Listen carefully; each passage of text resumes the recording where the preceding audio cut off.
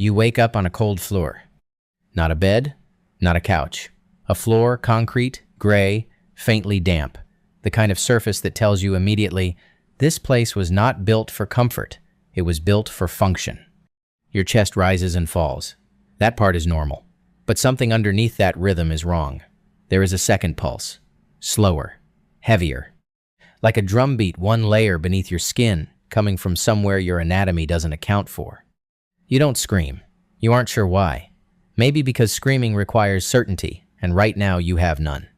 A man with white hair and a blindfold stands at the far end of the room. He doesn't introduce himself with warmth. He introduces himself the way a facility introduces itself, through facts. You are a vessel, he says. Ryomen Sukuna, king of curses, currently occupies your body. You have ingested one of his fingers. Your situation is unusual. He says times unusual, times the way an actuary says times catastrophic. Technically correct. Emotionally evacuated. You are given a name. Itadori Yuji. You are told it is still your name. You will keep it for now. You are told you are not in danger, then immediately placed in a room with a barrier around it, reinforcement seals on the door, and 2 sorcerers stationed outside who will not make eye contact with you. This is what safety looks like here. You learn the temperature of Jujutsu High in November, 4 degrees Celsius in the dormitory hallways before the heating activates at 6 a.m. You learn this because no one tells you when the heating activates. You learn it by being cold for 47 minutes on your first morning, sitting on a cot that smells like industrial detergent, listening to the building breathe. The building always breathes. Old concrete, old pipes, old wood, sounds that don't resolve into anything identifiable. You will stop noticing them in approximately 3 weeks. You are not yet a sorcerer. You are a container with acceptable survival statistics. That distinction matters here. Training starts on day 4. Not because you are ready, because the schedule says day 4. Schedules here are not suggestions. They are architecture, built not to be flexible, but to be times load-bearing. You run, you lift, you spar with Fushiguro, who hits you with the measured precision of someone who has been doing this since childhood, which he has. You do not complain. Complaining would require you to understand what you signed up for, and you still don't. Not entirely. But you are strong, unnaturally. You throw a punch and the training dummy cracks the wall behind it.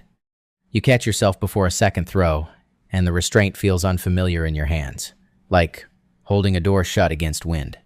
Nobody explains why you are this strong. Not directly. They tell you it is times Sukuna's influence on the body.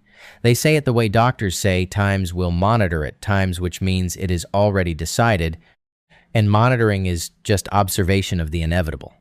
Gojo Satoru watches from a doorway once, arms crossed, smiling behind those dark glasses.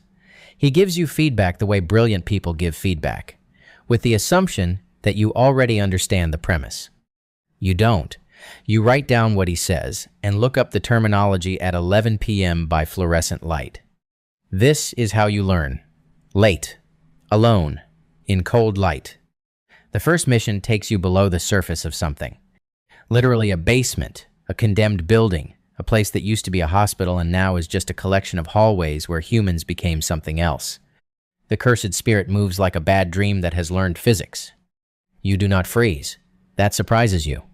You move toward it. You take the hit. You feel the impact travel through your body and settle somewhere near your spine, and then for exactly 2.5 seconds something shifts.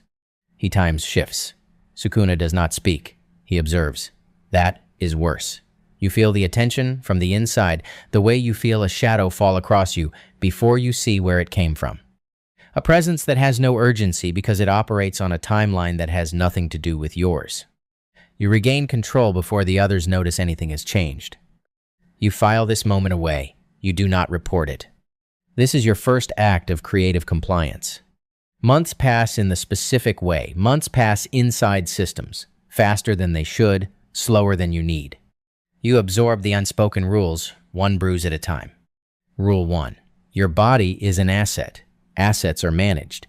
You do not get to have opinions about how assets are allocated. Rule 2. Emotion is acceptable in the dormitory and nowhere else. On missions, emotion is a liability. You will be evaluated on your ability to process and suspend. Rule 3. You are not like the others, and everyone knows it, and nobody will say it directly, and you will spend significant cognitive energy pretending you don't know it either. Rule 4. And this one you piece together from silences, from the way conversations stop when you enter a room, from the careful language of the Tokyo higher-ups in their formal robes who look at you the way they look at paperwork they haven't signed yet. You have an expiration date. It is known. It is accounted for in the budget. Nobara says something on a Tuesday that makes you laugh so hard your ribs hurt, and for approximately 11 minutes you are not a vessel. You are just a teenager in a cafeteria. 11 minutes. You collect the fingers. This is the procedural reality of your advancement. Not promotions in the traditional sense. No desk, no title, no salary increase. Your rank is measured in what you've consumed, in weight, in darkness. Each finger changes the arithmetic inside you. After the third, you notice that you are slower to feel cold. After the fifth, you notice you are slower to feel afraid. These are not improvements. You recognize them for what they are: erosion delivered with a clinical efficiency that doesn't announce itself.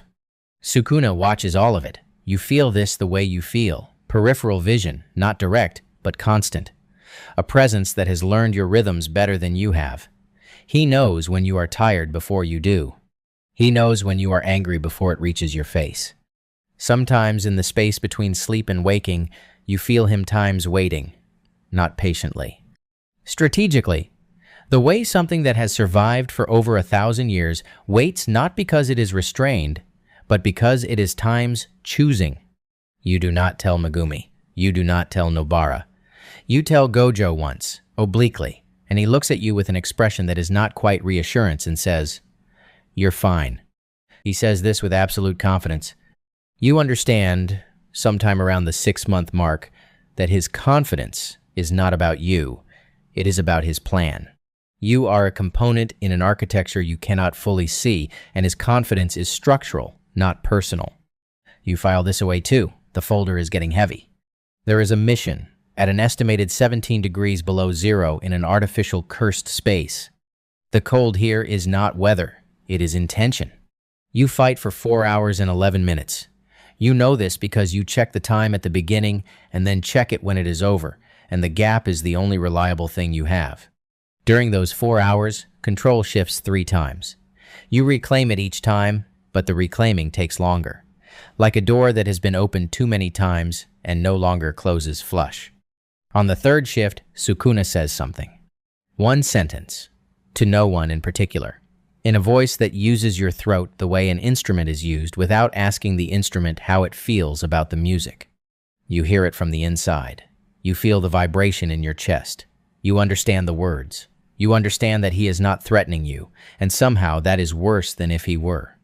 He is times comfortable. He has been getting more comfortable for months. You have been the one adjusting, not him. Nobara leaves a conversation incomplete once. Not dramatically, she just stops mid-sentence, looks at your face, and changes the subject. She is not afraid of you. You are certain of this. But she is careful around you now in a way she wasn't 8 months ago. And the difference between being loved and being times carefully handled times is something you feel in the sternum, like a low-grade bruise that never fully forms. Megumi still trains with you, still fights beside you. But there is a calculation behind his eyes that wasn't there in the beginning. A quiet, ongoing assessment. Not hostile, actuarial. You understand. You are performing the same calculation on yourself. You eat dinner alone on a Thursday in February. The cafeteria is 2/3 empty. The fluorescent lights buzz at a frequency that you now know exactly 60 Hz, slightly unstable, intermittent flicker every 4 to 6 minutes. You know this because you have eaten here 412 times. You count things now. You didn't used to. The shattering is not an event. This is important to understand. You are waiting for an event, something clean, something that arrives with weight and drama and the feeling of an ending. It doesn't come that way. It comes on a morning in March, 6:52 a.m., heating not yet activated, concrete floor cold under your feet. You are standing at a window, looking at a courtyard where nothing is happening. Sparrows on a wire, mist in the lower branches of a tree. And you realize you do not know if you are afraid of Sukuna anymore. Not because you have overcome the fear. Not because you have made peace. But because fear requires a clear border between you and the thing you are afraid of, and that border has been moving for months without announcing itself, and this morning you look for it, and it is simply not where it was. You stand at the window for 11 minutes. Then you go to training.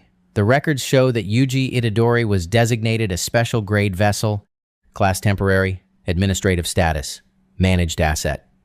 The records show execution was recommended, suspended, re-recommended, resuspended, across 6 formal reviews. The records show a body count enemies neutralized, civilians preserved, missions completed, missions failed. The math is reviewed quarterly by people in formal robes who refer to you by case number in formal settings and by name only in informal ones. You are aware of this. You have always been aware of this. In the end, and there is always an end. In systems, the question is not what you did. The question is what remains after you. Somewhere in Tokyo, another entrance examination is being administered. Another candidate who is too strong for the grid, too strange for classification, too valuable to release, and too dangerous to fully trust. The intake process is already running. The fluorescent lights already buzz. The concrete is already cold. And somewhere beneath the surface of a new chest, something that has survived for more than 1,000 years opens its eyes for the first time in this body, measures the architecture, and decides it can wait. It has always been able to wait. The system continues. It always continues.